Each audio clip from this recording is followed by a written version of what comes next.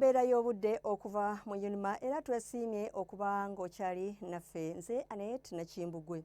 Ekifaananyi eky'embeera y'obudde ku Ssemazinga Africa kiraga nti Sserwandula mpewo asimbye kasongezo ku South Africa era asindika empewo ez'omukalwe nga zidda mu bitundu byaffe nga kye kiviiriddeko omukubo gw'enkuba okwekubira mu bugwanjuba obwa Ssemazinga Africa era nga kye kireeseewo n'enkuba okuba nti ekendedde mu bitundu by'eggwanga lyaffe ebisinga.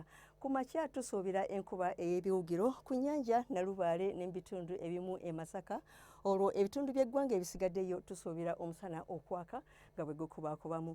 Mu biseera eby'olweggulo era tusuubira enkuba ey'ebiwugiro mu bitundu ebimu mu ggwanga naddala ebyo ebiri mu bugwanjuba bw'eggwanga lyaffe ku nnyanja Nalubaale, Ejjinja awamu ne Masaka.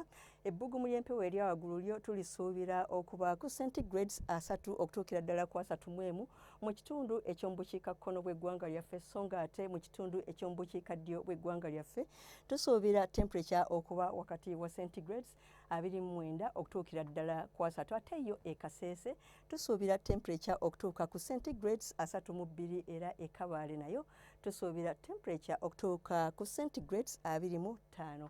Okweyongerayo mu bibuga ebimu okusukka eggwanga lyaffe omuli Nairobi wasuubirwayo enkuba okutonnya era ne temperature okutuuka ku centigrades 24. Ate yo mu Paris omusana gusuubirwa okwaka nga bwe gukubakubamu ne temperature okutuuka ku centigrades 22.